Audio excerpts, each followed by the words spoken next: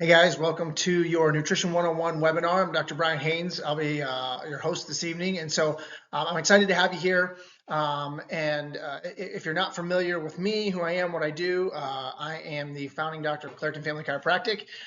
We opened our office in 2014. And tonight we're going to be walking through Nutrition 101, as I said. And so you might be thinking, well, what's a chiropractor going to do? How's he going to share nutrition with me? How's that relevant to what he does?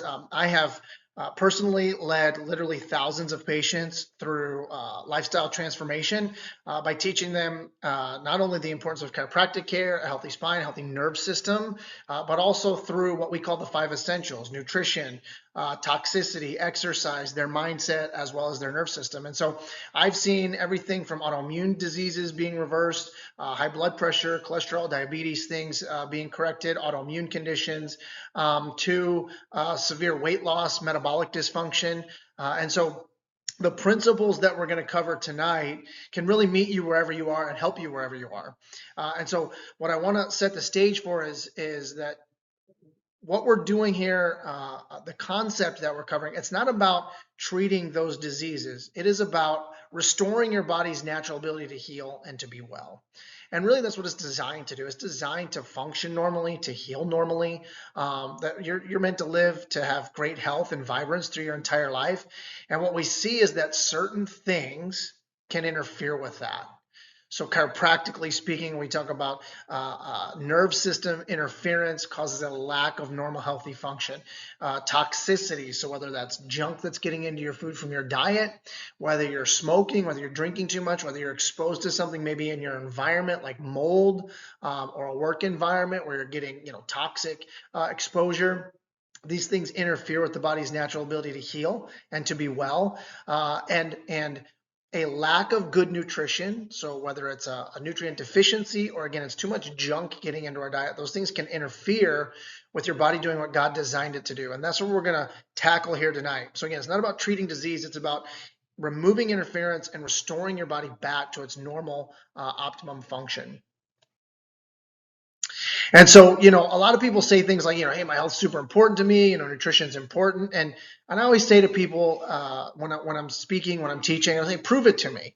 If I want to know what really matters to you, all I got to do is look at your checkbook, your credit card statements, your calendar, and determine where are you putting time, energy, and money, because those are the things that really matter to us. And so, if health and nutrition is important, are you willing to put time, energy, money? Are you willing to invest a little bit more into those things? Do you meal prep? Do you source quality food? Are you willing to spend more on grass-fed and organic products? These are things that we'll talk about tonight. At the end of the day, I tell everybody, you'll pay for your health one way or the other. When you pay for your health on the front end to maintain your well-being, it's an investment. When you pay for it on the back end, it's an expense because it costs more. You're paying for something that could have been prevented, and now you're in a crisis situation where you don't have a choice but to spend this money. And so it's always better to invest in taking care of your health on the front end instead of treating chronic disease later on in life, which is always way more expensive. And so we're going to tackle some common barriers tonight as well. And so, we see these things in our clinic with, again, thousands of patients. We run into certain mental blocks, if you will. And so things like conflicting information, misinformation. You Google anything, there's a million diets out there. That's our job.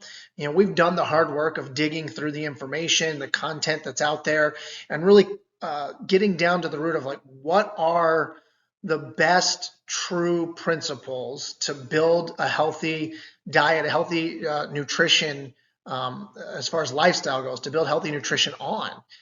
You don't have to sift through that. We've done that for you. And again, these are simple, foundational things, principles that really can't be argued with. So we've done the hard work for you. Another one I run into is people saying, "Oh, I don't want to feel deprived," especially when it comes to their kids. So I want to give them the candy and this, that, and the other. You're not depriving your child when you keep the junk out of their system, because the reality is that when we feed them the junk, we think we're allowing them to have fun and be a kid and all that. But what we're really doing is we're setting them up for chronic sickness and disease later on in life. And that's been proven over and over again. And so I don't want you to think about it feeling deprived. I want you to think about the opportunity that you have to be well and live your best life for you and for your kids. And I feel blessed that we've raised our kids this way really from the get-go. And so we don't run into a lot of the chronic issues that so many of my patients come in, the families come in and they've got sick kids, and we're trying to tackle these things. And so much of it is lifestyle induced. The other thing is not having a real clear long-term goal and vision for yourself. When we think about things like, oh, I want to lose some weight because I've got a summer vacation coming up. I want to lose some weight because I've got a wedding coming up. And I want to look good for this, that, or the other. When that day comes and goes, when the vacation's over, when the wedding passes, right, there's no driving factor for you to continue to be well. When I think about why I do the things I do for my health, why I invest in my health, why I spend more on healthy food, etc., is I think about, right now as I'm recording this, I have a young daughter at home. She's 7. I think about being there and being in great health the day that I get to walk her down the aisle. And that's so much more than a short term, a few months, or even a year from now. And I even think beyond that. I think about my kids having kids and me being there when my grandkids get married, when they graduate high school, graduate college, when they get married. Can I be the granddad that I want to be? Can I be out there dancing, having a good time, celebrating with them, and be the best version of myself? Or am I going to be aging and decrepit and in a wheelchair and immobile and these sorts of things? I don't want that. And so it's really easy to make better choices on a consistent basis when I have such a big long-term vision for myself. Is you got to really decide, why are you trying to be healthier to begin with? Because if it's a very short-term goal, that tends to not last. Another one is budget concerns and unsustainable diets. So we do things that we can't stick with it for various reasons. Like we think our budget won't allow it. One of the things we like to do is walk our patients through good, better, best. We do things like shopping tours in our community. And so we'll actually take you through the grocery store, take patients through the grocery store and show them, here's the best option in the supermarket. But if you're on a budget, here's the next best or the next best thing, so that you can start to make better choices. And what we also find is that as we shift, it's really not that much more expensive in the long run, because when you start crowding out all the junk food and all the treats and things that most people consume, you end up saving a lot of money on that. Which kind of goes back into reminds me of something with the feeling deprived idea. With my kids, the other thing is that nowadays, 15 years ago when I was first doing this, learning it for myself, applying it to myself, starting to first teach it to patients, the options in the store were very limited. Now, there's so many more options out there, healthy options. So we don't have to feel that deprivation. My kids come home from school or something and they were passing out treats, snacks, candy, whatever. My kids know to come home and ask first, is like, hey, is this something I can eat? Is this good for me? Is this not good for me? Because they know if it's something that's full of junk, we've got much healthier options. And so we still have snacks and candy and treats things like that in our house. We're just very intentional about which ones we're bringing into our home and which ones we're consuming for ourselves and our kids. Another one is past failures. So many people will come to a nutrition class, come to a workshop, I'll meet them in the community, and I start talking to them about getting better. They say, oh, I've tried everything. I've done this, I've done that, none of it's working. Again, what we're doing here is building a solid foundation, not to treat disease, not to just lose weight, but to build real health from the inside out. And then when we surround that with additional factors, additional lifestyle factors that we teach, that's where we see the best results. So again, my goal here is to open up your mind to the idea that whatever's happened in the past, whatever struggles you've had, whatever shortcomings, whatever failures, none of that matters. What matters is that we build a good foundation and we move forward with better health. So the 3 major dangers that we run into as a society in America today: we eat way too much sugar, there's way too many toxic chemicals in our food supply, and we've vilified fat. So we don't eat enough good fat because we've decided that fat is the enemy. Historically, these trends are starting to shift, which is good, but there's still a lot of mental blocks for a lot of people, or just lack of proper information. So again, we're going to break through all that tonight. The changes that we're going to help you implement are going to be in line with sugar there. We're going to clean up your carbs. So where are we going to get our good quality carbs from? And it may not be exactly where you think.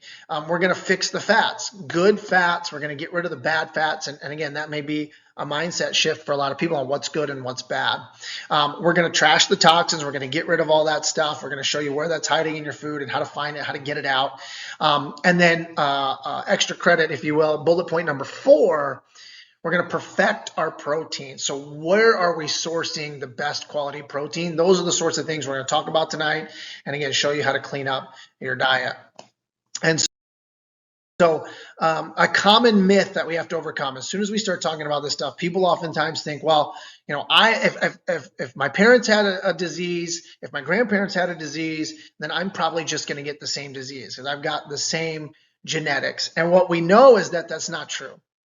We know that there's a whole slew of research, a whole field of research called epigenetics. Epi meaning above genetics. And what that means is that we know that there are things that affect our genetics that are more important than our genetics. They affect our health outcomes more than genetics. And what that is our lifestyle. The reason we see trends in families is not because they have the same genetics, it's because they have the same lifestyle habits. If your parents ate junk, you probably eat junk. If your parents didn't exercise, you probably don't exercise. If your parents were smokers, you're probably more likely to be a smoker. And so we see these shared lifestyle habits that then lead to shared common diseases. And this isn't just my opinion. There's amazing data comes out of Harvard Medical School and Columbia School of Medicine. Both showed in major research studies that 90 to 95% of our chronic diseases are directly attributed to our lifestyle.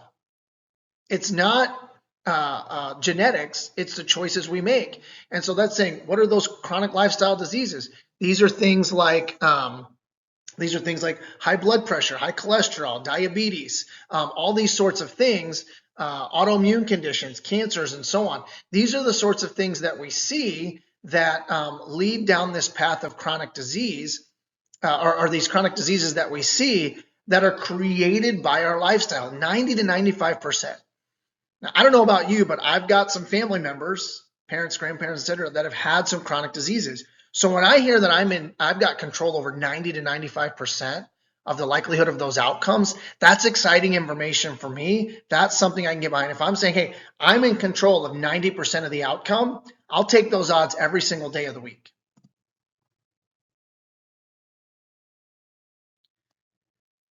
So another myth that we run into, counting calories is an effective way to healthy nutrition. And it's not as simple as calories in, calories out. It's not just a simple math equation. I wish it were that simple, but it's not. What we know is that quality really matters. The example on the screen there is 22 almonds. A handful of almonds is 153 calories. A Twinkie is 150 calories. Obviously, I don't think anybody watching this is going to argue that if I'm having a snack of almonds and you're having a snack for a Twinkie, that I'm getting better nutrition. Although they're same from a caloric standpoint, what we see in the Twinkie is refined carbs, preservatives, additives, food dyes. We see refined sugars. We see highly processed stuff, and we see very little, if any, nutrition. We see no key vitamins or minerals or nutrients. And so weight loss being one of the biggest reasons people would want to learn more about nutrition, you cannot do, again, just a simple math equation. The value of quality nutrition versus nutrient void foods like a Twinkie is radically different. And so what we hope to help you understand is that when we get the right nutrients into our body, we end up not eating as many calories because we're actually getting the body the nutrition it needs, and therefore we don't get the hunger cravings and things like that we had before. Our body's not sending us hunger signals. So I can speak from personal experience. When I was a college athlete, I got done playing ball, and I wasn't working out as hard, I wasn't as active. Again, I was still in finishing up school, and so I was eating junk like a college kid would, and so on. And I gained a bunch of weight. And so when I finally started learning this and applying it and decided I was going to get in shape, I lost almost 50 pounds, and I never once counted a calorie. What I did was I focused on quality nutrition and moving my body. And the weight came off because I was giving my body what it needed. One of the reasons some people eat so much is not because their body is giving them hunger signals because they're lacking calories. You're getting those hunger signals because you're lacking nutrients. Your body's sending you the signal to go eat something, hoping that you might accidentally pick up an apple instead of another Twinkie. And so again, when it comes to getting well, to losing weight, to reversing these, counting calories is not the solution. It is about quality over quantity every single day of the week.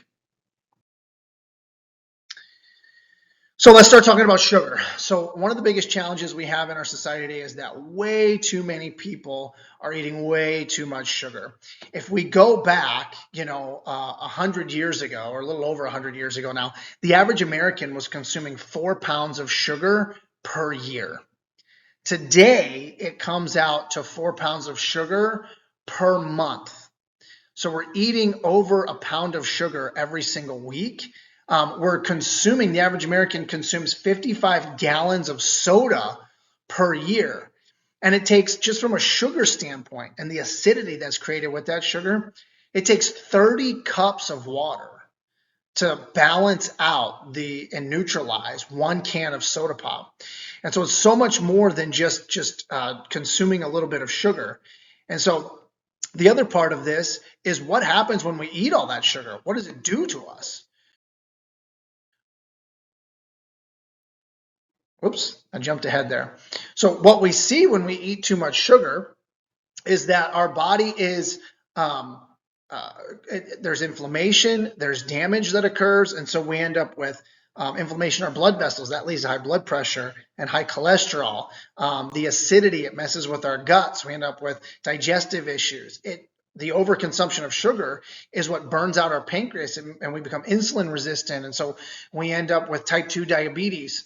And all of that chronic inflammation and stress leads to things like cancers and autoimmune conditions. In fact, so much so that over 100 years ago, in the early 1900s, Dr. Otto Warburg actually won the Nobel Prize by proving that cancer cells, although cancer has a multitude of contributing factors, one of the primary drivers behind cancer cell production in the body is the shift from the utilization, the burning, the combustion of oxygen. Your cells are essentially little combustion engines.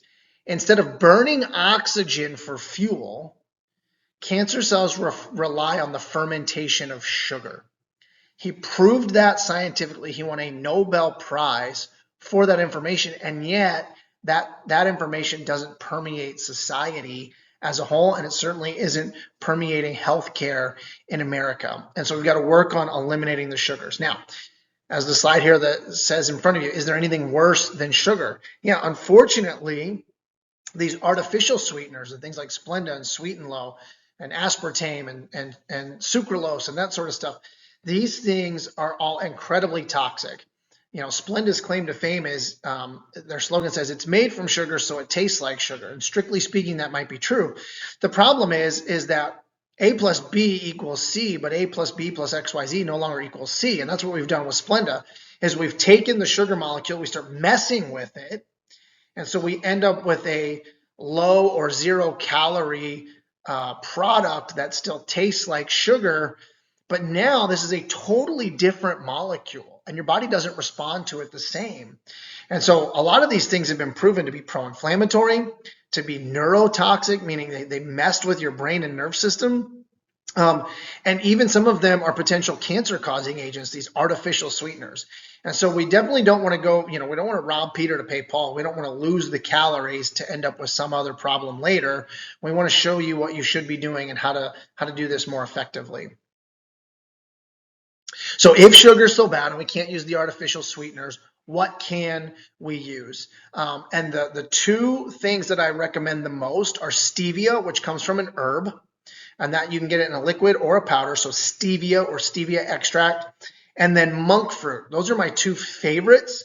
I believe those are the cleanest, most natural sweeteners that we can get that don't have a lot of additives or a lot of added calories. From a purely natural, holistic, healthy standpoint, I would much rather someone use a whole food sweetener than say refined sugar or something artificial. So in a very confined moderation, if you will. So very moderately speaking, extreme moderation, things like real raw honey, real maple syrup, or dates. So oftentimes cooking, baking, etc., you can actually put dates like in a blender, mix those in. Those are good sources, again, on occasion. So I'll use some raw honey periodically or some raw maple syrup periodically. But like in my morning coffee, I use stevia, again, or monk fruit. Sometimes when we're traveling, we'll see places will have monk fruit in their packets or whatever, and I'll use that. So those are the things we want to use. And that's more than enough to offset whatever it is that you're currently doing for your sweeteners. And you can cook and you can bake with those things. It's not always a one-to-one ratio transfer. So you got to do a little research on that. But it's very easy to start using these healthier sweeteners instead of the refined sugar or the artificial stuff. So the next myth we want to tackle, fat makes me fat. Fat makes you fat. That is a common belief. It goes back to some really poor research from the 1950s. It was a hypothesis that fat would make you fat. A researcher decided to set out to prove that that was true. He did a bunch of research. And basically, the long story short is when he couldn't prove that to be true, he lied about it. Published the research. It ended up in Time Magazine. It started permeating our culture. It started to make mainstream headlines as again, Time Magazine. It was in the FDA, the CDC, these organizations that we tend to want to rely on, think are trustworthy. They started running with that data. All the while, it was smoke and mirrors. Fat is essential to good health. It's not fats that make you fat. It's the consumption of bad fats, too much sugar, and the inability to properly burn fat. And so the low-fat diets really haven't gotten us anywhere. Really, again, since that came onto the scene in the 50s, what we've seen is instead of seeing people losing weight, less heart disease, less cholesterol, less diabetes, what we've seen all of those numbers skyrocket. And so it's not about low fat, it's about getting the right fats in, because those fats do important things. They help us build our cell membranes. Every single cell in your body has a cell wall around the outside of it. And that cell wall is made of fat molecules. Having the right fat molecules in those cell walls helps the cells absorb key nutrients. It helps our body absorb key nutrients and get them in its cells. Having good fat in our body helps cushion vital organs. So we want the good, proper fats in our bodies. It helps with temperature regulation. And a lot of our hormones are built with good fat. So all of our sex hormones, for instance, are built with cholesterol as the foundation. So it starts with the cholesterol. Your liver makes the cholesterol molecule, and then your body takes that cholesterol and says, well, we're going to use that as the foundation to build testosterone or estrogen or so on. And so if we're not giving ourselves good fats, then we can't build the key hormones that we need. Good fats are actually anti-inflammatory. So we live in this chronic state where we're chronically inflamed. Everybody knows inflammation is quote unquote the root cause of disease, and it is a contributing factor to chronic disease. And so we know that when we get the good fats in, we're going to lower our inflammation. It also helps our body detox. Again, those cell walls and those cell membranes are necessary for good things to get in, for waste products to get out. So we've got to have that. 70% of your brain tissue is made up of fat. The brain is essentially cholesterol and water. And so if we don't have that in our body, then we're not going to have healthy function throughout our body. So it's not about eliminating fat. It's about getting more good fats in is actually the right path forward. So what is a good fat? What is a bad fat? All right. So here's a simple list. Take a screenshot of this, take a picture of it while I'm speaking. Essentially, we want to get rid of all the man-made fats. Canola oil, all the vegetable oils, the seed oils, anything like that is going to be incredibly highly processed, highly refined. In fact, they're nasty looking. If you ever research how these things are made, when they're made in a lab, they've got weird colors and smells, and they actually add stuff to it to make it more appealing. Canola oil has become one of the most sought after. It's supposed to be the greatest thing, but it's actually genetically modified rapeseed oil, which is rancid. All these vegetable oils that are so highly processed are rancid, meaning they're toxic in your body. And so we don't want to get those into our body at all. We want to try and avoid anything that's man-made. Another one of those man-made things, again, it comes from vegetable oil, is margarine. Margarine is incredibly toxic. You can do a cool little experiment yourself. Take some real butter and take some margarine, put them on a plate and set them outside during the warm months of the year, and watch. The ants will eventually come to it, and you can watch. The ant will avoid the man-made food, the margarine, and they will go eat the natural butter, the natural fat, because it's nutrient dense.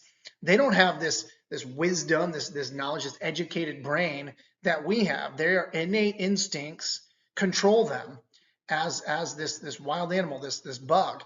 And so the ants will always gravitate towards the most nutrient dense thing that they can get a hold of. So again, you give them those two options and they're going to choose the real fat. So what are the good fats that we should be eating? So you see the whole list there: extra virgin olive oil, avocados and avocado oil, coconut oil, raw nuts and seeds, real butter. Real butter, grass-fed butter is the best. The Kerrygold is the brand we recommend. Raw cheeses and yogurts, and then getting good fat as well from things like grass-fed meats and eggs. We'll talk a little bit more about that. And then our fatty fish, ideally Pacific fish, wild-caught fish are the best. And the smaller the fish, the better. Tuna is not a great fish because of something called bioaccumulation. The big fish eats smaller fishes, gets exposed to all these toxins, and so you end up with all of those toxins making their way into the bigger fish. And so we want to start with those smaller fishes to make sure that we're not getting as much toxic junk added to our diet. But these are the good fats. There's a ton of them on there. And so I'll give you a couple of extra bullet points there. If you're cooking, avocado oil is the absolute best. It's got the highest smoke point. Coconut oil is a second best when it comes to that. It doesn't quite tolerate as high of heat. Olive oil, you want it to be raw. You really either really low heat or more as a garnish after you're done cooking. You don't want to cook with it, as that can be, again, rancid and turn bad for us. So we want to increase the amount of good fats. We don't want to completely eliminate. This is one of those simple, what I call lateral moves. All you're doing is going from the junk oil to the good oil, from the bad fats to the good fats. It's not going to change the way that things taste, especially if you're cooking with avocado oil or using olive oil. Again, those are going to be things that taste great. The avocado oil is going to very much mimic a flavor profile of what you may be used to with vegetable oils and things like that. The tricky part to this is what you see down there at the bottom, those rancid vegetable oils in the green there. It says found in practically every bread, cracker, cookie, and boxed food. Yes, now again, it's easier today. There's more products on the market today than there was 15 years ago. However, when you're buying prepackaged, pre-made stuff, you've really got to flip your labels and read that, because those bad oils are oftentimes hiding in there. So even when you get the healthy, natural, organic, whatever, cookie or cracker or whatever, you've got to flip that box, check the ingredients list, because oftentimes they're still using these cheap oils, even though they might be organic or whatever. And so don't fall victim to some clever marketing along the way. So this right here, this slide and this content right here, invaluable. If I could get the majority of people in the community to eliminate the sugars and the refined carbs and add in more good fats, we would radically change the overall health of society very, very easily from a nutrition standpoint with those simple moves. The next thing, fat in meats causes heart disease, cancer, osteoporosis, kidney disease, et cetera, et cetera. Again, this is just a myth. This has been disproven over and over again. Saturated fat is crucial for good cellular health for good hormone balance and fueling our body. It does not cause heart disease. Heart disease is caused by inflammation in the vessels, and that's what stimulates the overproduction of cholesterol by your liver, and that's where we end up with this buildup in our vessels, where we see high cholesterol and high blood pressure happening oftentimes simultaneously. That is not what we are seeing when we're eating good quality meats, but we've got to look at where the quality is coming from is really one of the big parts. And so what we end up with conventional meat is we've got, I hinted at earlier, is what we call bioaccumulation. So we've got an animal who is fed an improper diet, and then we consume that animal and we get all the junk that they got on top of it. So let's look at this for an instance. Let's take beef as an example. If I take a cow, what should cows eat? Most people, when I ask that question in a live class, the majority of people know that cows eat grass, right? But what do we feed most cows in America today? We feed them grain, right? And what type of grain do we feed them? Do we feed them like grain that was grown 100 years ago? No, we're feeding them genetically modified grains that are sprayed with herbicides and pesticides. And so the DNA of the plant has been altered so that we can spray it with stuff and it won't die. What that does is your body, when it digests that food, or the animal's body in this case, no longer recognizes it as what it truly is. It sees it as a foreign entity, and so that creates an inflammatory immune response. But on this particular topic, what we see is that we're consuming then with that the herbicide or the pesticide. So when they put these things on crops, what do? They spray it on the field. It's in liquid form in most cases. What that does, or if it's in a pellet or a granular, what happens is it's just sprayed out there. When it rains, it dissolves into the soil. So what happens is it gets absorbed by the roots of the plant. Again, the plant's been modified so it doesn't kill it, but it's now become part of the plant. So the Roundup, if you will, or the glyphosate, which is the active ingredient in Roundup, is now in the plant. We then harvest that plant and feed it to a cow. We take that cow, who's now got an unnatural diet full of chemicals, pesticides and herbicides, and we're potentially doing additional things with that animal, adding other stuff in, such as an over production of or an over administration of vaccines and antibiotics and all these things to these animals that may or may not be truly necessary for them. And so all these chemicals go into that animal, and then we consume that animal, and we're getting this buildup of all those toxins. And what we see is that carnivores will accumulate toxins 10 times greater than herbivores. Why? Because we're getting that toxic effect from the soil into the meat of the animal, and then we consume that. Now, again, this is not to say we shouldn't be eating meat. I'm actually debunking that right now. It's about quality, not quantity. It's about quality. Everything that we talk about from a nutrition standpoint is more about quality, where it's coming from, how it's sourced, versus the quantity, the calories or whatever. We've got to talk real science here. Red meat, humans have been eating red meat and animal fats since the beginning of time. It's only in the last 75 years that we've seen this massive increase in heart disease and cancer and diabetes. So if we go back 100 years ago, what were they eating? What were they doing, right? Most people were consuming animal products 100 plus years ago. We didn't have all these, man-made products that we have today. So it's about quality. So again, when we're talking about that, then what do we want? But we want grass-fed beef. We want free-range chicken, wild-caught fish. And so 100% grass-fed. It needs to be grass-fed, grass-finished. So it either needs to say grass-fed, grass-finished, or it needs to say 100% grass-fed. Grass-fed alone isn't usually enough. It could be grass-fed and grain-finished, meaning they actually fatten up the animal the last few months right before it goes off to slaughter with a bunch of grain with all that junk in it. You want free-range chicken and eggs, not just cage-free. We want them out on a pasture, so free-range or pasture-raised Ideally, the eggs we usually get when we used to buy them from the store said pasture raised. So we know that they're getting out on the ground. And again, ideally 100% free range pasture raised. We don't want them, you can get cage free. And oftentimes that just means that they are in an open environment where they're not in individual little cages, but they don't really get a whole lot of room and they don't necessarily get outside. Free range can even mean the same thing. We got to really watch the marketing. That's why I should update the slide. It should really say pasture raised because they could be free range where they are able to go outside, but they're in this cooped in environment where there's no real grass or bugs on the ground anymore because it's been over grazed, if you will, and it's just bare dirt. We really want them in a pasture with grass, with bugs, with seeds and things like this because they're actually omnivores. Chickens are. They'll eat meat, they'll eat bugs, they'll eat seeds and grasses and so on. And so we want to give them an opportunity to consume the most natural diet that they possibly can. Wild caught fish, ideally, again, I mentioned earlier, Pacific or Alaskan caught. We don't want farm raised fish. They feed fish on the farm. They feed them grain products and byproducts.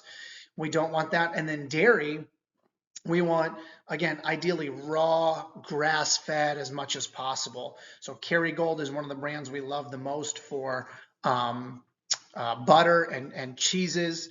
Again, you can go to most of the stores in the area, your local grocery store, and you can get, a lot of them have like a cheese case, and you can look through and you can sort through, and they have cow's milk, and they have goat's milk, and they have sheep's milk cheeses, and then they have raw, and they have different varieties there. And so you got to go through and read your labels, but you can really get some quality stuff without having to search all that hard. And once you get the hang of it, once you start to learn this stuff, it gets easy to go in and find the products that you like. Same thing for milk. If we can get grass-fed organic milk, that's going to be the best milk option. Outside of getting raw, and depending on where you are, what state you live in, how close you are to a potential dairy that's selling raw milk, you may need to, you may be able to go get raw milk. You may be able to buy it in the store depending on where you live. Where I'm at here in Texas, we can't currently buy raw milk in the store, but growing up on a dairy farm, that's all I ate was raw milk. That's all I ever had growing up was raw milk. I never had milk that had been homogenized and pasteurized, which, just so you understand, homogenization, they force the good fats in the milk through a microscopic sieve, which breaks down the fat molecules so that it doesn't separate anymore. But those fats are no longer valuable to the body. They've been destroyed, they've been denatured, and they can't be utilized. Pasteurization kills the good bacteria, but it also denatures the protein, or it kills all the bacteria, good and bad. There's a lot of good bacteria in good, clean dairy. And it denatures the protein. So now we've got no good fat, we've got no good probiotics, and we've got no good quality protein. And so basically what we have left is dirty water when we're buying conventional dairy products. And again, that's excluding anything that might have hormones, antibiotics, glyphosate, herbicides, pesticides, etc. So again, cleaning up our animal products is crucial, again, because of that bioaccumulation. If we're consuming the product of another animal, that is going to be highly toxic compared to maybe fruits or vegetables when it comes to overall consumption. The next thing, we need 5 to 8 servings of grain every day to be healthy. This is a complete myth. Again, when we consume grains, essentially, we talked a lot about sugar at the beginning. When your body consumes a grain, even a whole grain, it actually turns it into sugar very, very rapidly. The difference between grains and sugar is moments in your body. Once you start to digest that even a little bit, we end up with basically sugar in our body. And so your body responds to the same way. It causes the same insulin spike and so on and so forth. And so we really want to eliminate this overconsumption of carbs. It's one of the biggest reasons why we're so sick as a society today. When we started to remove good fats from our diet in the 50s, and then we started to remove animal products more recently, we said, oh, red meat is bad and so on.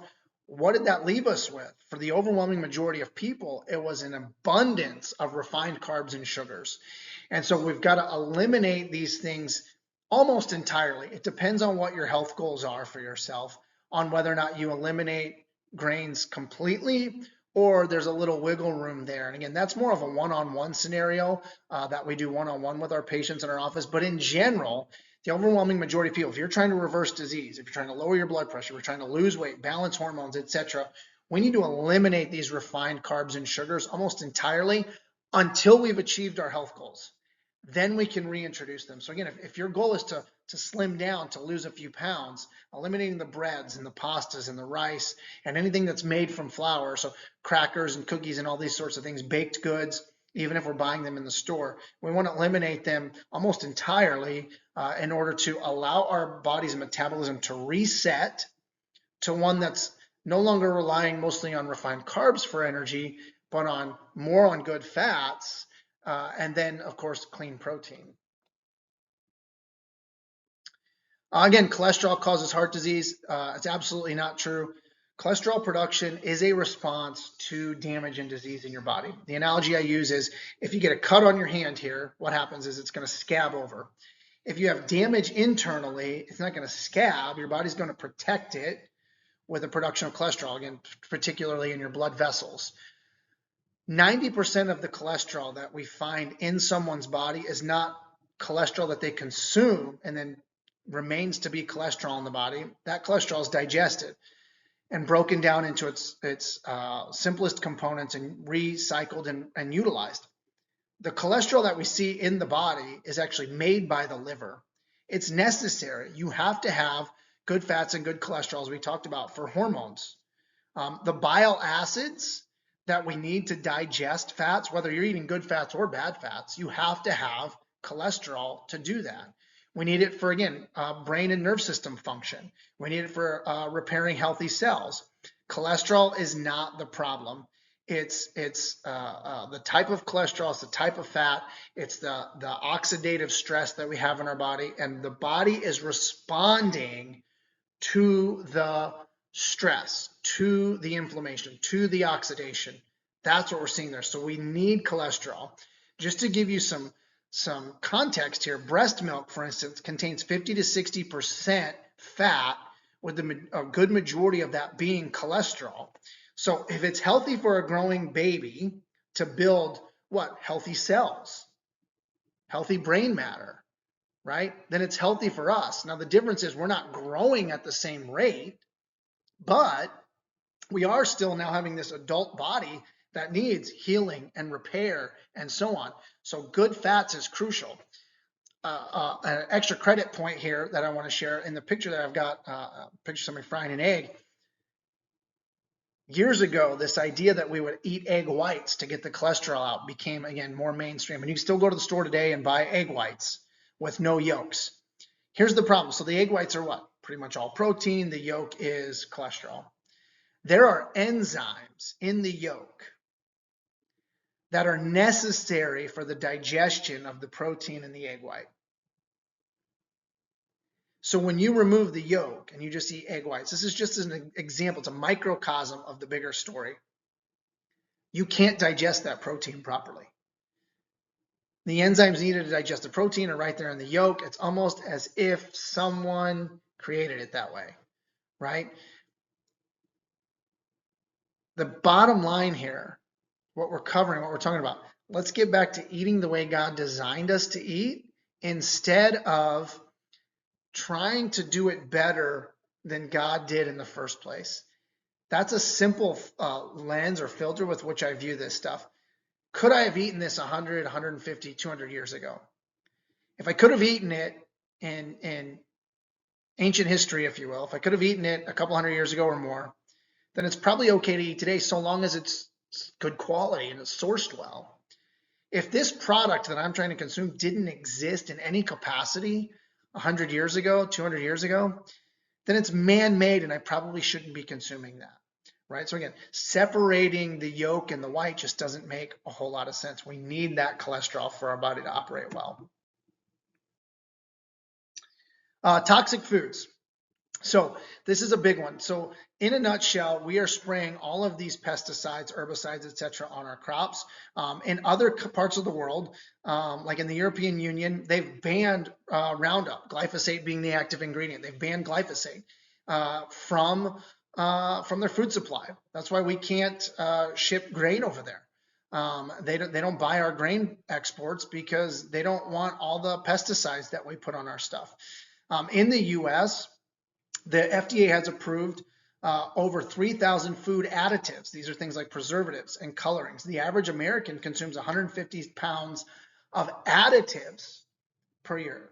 No nutritional value, no calories, no nutrients, just added junk that goes into our bodies. There are 3 million tons of pesticides used every year worldwide. More than 1,600 chemicals are used in food production. And the overwhelming majority have not been properly tested for their toxic effects on humans. They're what we call GRAS, generally recognized as safe. And so I don't have time to get into what that means, but essentially, people with a lot of money, lobbyists and so on, have said, look, this stuff's safe. Everybody knows it's safe. And so it's become generally recognized as safe, and we don't question it. And unfortunately, most of that stuff's not been properly researched. And so the overwhelming majority of food in America is sprayed with these things, and it's damaging to us. The specific mechanism of function for, say, Roundup or glyphosate is, and again, you'll meet people that'll say, well, research shows that Roundup isn't dangerous to human cells. You're right, it's not. But it's very dangerous to eukaryotes. What is that? You don't even know what that is. It's a little tiny single-celled organism that's found mostly in plants. So it's dangerous to those. You're not a eukaryote. You're a very 70 trillion cells make up the average human, very multicellular animal. But there is a part of the human being that is made up of these individual microscopic cells, and that is the bacteria in our gut. And that is where these GMO crops that are full of Roundup, when we consume it, damages our body, is it kills the good bacteria. And that affects our digestion, that affects our immune system. 70% of your immune system lives in your gut, and essentially is gut bacteria. 90% of the serotonin, which is your happy hormone, is produced in your gut. And when you damage the gut in this way, it affects serotonin production.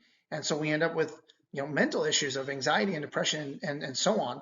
And so we want to move towards organic food and minimize genetically modified foods and all of these toxic chemicals, so that we're not having to deal with this onslaught of harsh chemicals that our body then has to deal with that has all these negative effects. And so a little tool that I like to recommend for people is EWG.org. EWG.org. That's Environmental Working Group.org. And they have a couple of different apps that you can scan products when you're in the store, and it'll grade them, tell you if it's good or bad. The other thing they do is they have what's called the Dirty Dozen. The Dirty Dozen are foods in our produce section that are the most heavily laden with chemicals and pesticides and herbicides. And so those are ones you absolutely always want to get organic because they tend to have so much junk. They have another list called the Clean 15. Those are products that tend to be less pesticide, herbicide laden. And so therefore, again, if you're on a budget, that's something that you can utilize to identify where can I save a little bit of money by buying conventional versus where do I have to invest the extra money if I'm going to stay healthy and well and minimize my toxic exposure. So highly recommend you download the EWG. They have an app. And again, you can use that in the grocery store, and it will tell you how good these products are. Are they, an A plus? Are they an F minus? And they should be completely avoided. So highly recommend whoever does the shopping in your house to get that app. So some foods to just specifically avoid as we're kind of wrapping up here. Anything containing processed carbs and sugars, fake sugars, sugar substitutes. Again, we showed you what you should be doing. Anything containing trans fats, that's your bad oils, that's your vegetable oils and so on, or fats that turn rancid. Again, they all kind of fall into the same category there. And then any sort of highly processed food. Again, if this isn't something that you could have eaten, 100 years ago, chances are you shouldn't be eating it at all. And so we want to get those things out of our diet entirely.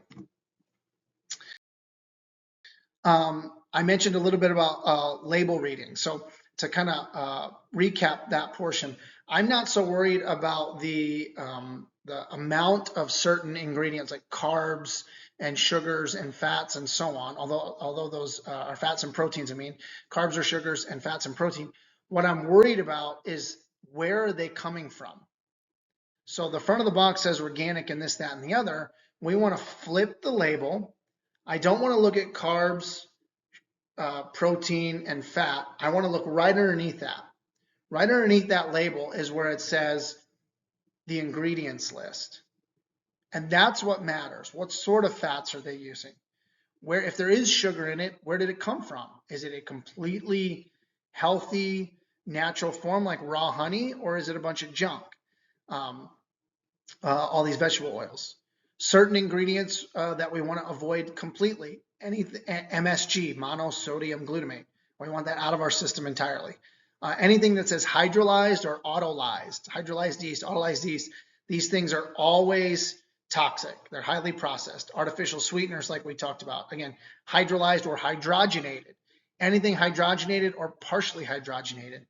Any sort of refined flour, any sort of additives, colorings, preservatives, or if you just don't know a chemical name, I mean, look it up. You may not be a biochemist, and so you may see a word on there that's actually just the particular chemical name for something, but look it up, Google it, and you'll have an answer really quick about what that actually is, and is it a naturally occurring nutrient, or is it something toxic? You can do that really quick. Again, those apps that I mentioned will basically do that for you. You can just scan the product and it'll tell you if it's good or bad. Shopping, couple of tips for the shopper in the house. Plan your meals for the week. We do this in my house. I mean, we might not have Taco Tuesday, but we have, tacos once a week usually. We have some form of, pasta, which a lot of times it's a healthier version of pasta. It's veggie lasagna. And I say veggie, we replace the noodles with vegetables. There's plenty of meat in our lasagna. We do, those are some of the things we do consistently.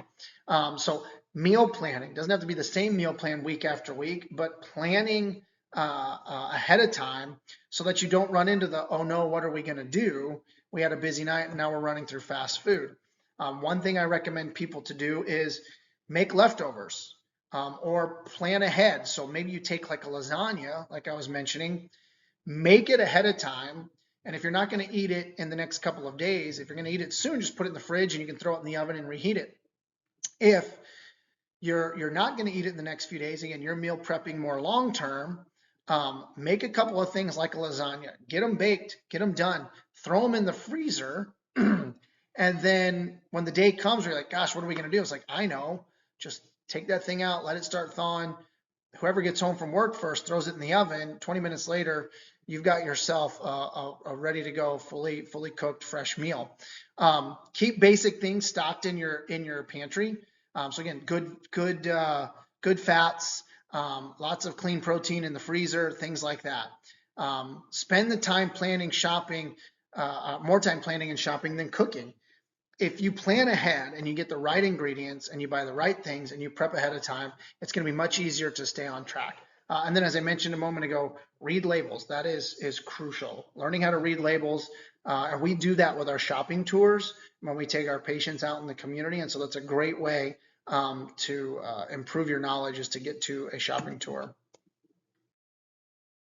Couple of extra tips. Again, we started off talking about like, why does your health matter to you? Figure that out, and that makes it a lot easier to stay on task, whether it's nutrition, exercise, whatever. Think about food as fuel.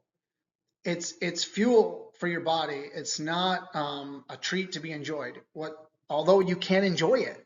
I enjoy good quality food. I love good tasting food, but I also know how to make good, healthy choices so that I don't end up only eating something that tastes good and then regretting it later. Add in more healthy, nutrient-dense options. So we like the addition rule. Add in the good stuff and you'll slowly start to crowd out the bad stuff. So if I sit down to eat a meal, I'm going to eat my salad and my healthy meat and my veggies first. Let's say I'm at a restaurant. And then if I'm still hungry, maybe I'll have a dinner roll instead of eating 3 rolls before my meal gets there and then I don't finish my vegetables. And then you slowly start moving out the unhealthy items. Again, spend time planning and keep a food journal. This is a great thing that we do with a lot of patients when we're coaching them one-on-one is have them make a food journal and let's track what you're actually eating. So for you personally, we can pinpoint the challenges. Okay, here's where it's slipping through the cracks. When you get busy, when you get stressed out, when you're eating this particular snack, or again, maybe it's something you think is healthy, and we see it popping up in your journal regularly. So we finally dig a little deeper. We check the ingredients list. We do a little research. We find out that maybe isn't the best option for you. So journaling can really help you start to see. I have patients all the time say, "Oh, I eat pretty good," which I know right away usually means they don't eat very good at all. But I say, okay, great. Let's do a food journal.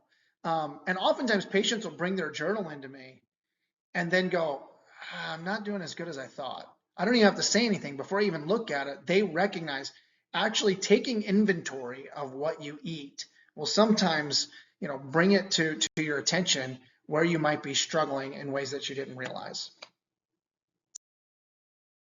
So hopefully that's helpful for you in laying a new foundation. Again, we want to cut out the sugars and carbs. We want to get good quality protein and lots of good fats.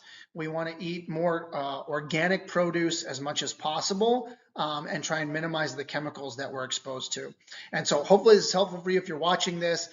If you are looking for additional one-on-one support, whether that's nutrition recommendations, whether that's supplement recommendations, whether you need some more in-depth, functional nutrition where we're running labs and things like that, we do all of that at the office. So I want to encourage you to contact our office, whether it's when you come in for your next visit or whether you are maybe you don't live in the area but you're looking for some help. We can do Zoom calls, we can do conference call style coaching. And so you can contact the office. You can schedule an appointment with one of our functional nutrition specialists, and we're here to help. We're here to help you any way that we can, whether that's looking at products you're currently using, whether that's helping you achieve a specific goal, weight loss, reversing a problem, getting off of medication. That's what we're here for. So again, I hope this was really helpful for you, and I'd encourage you to check out our YouTube page, check out our Facebook page, stay encouraged, and we're here for you as a resource.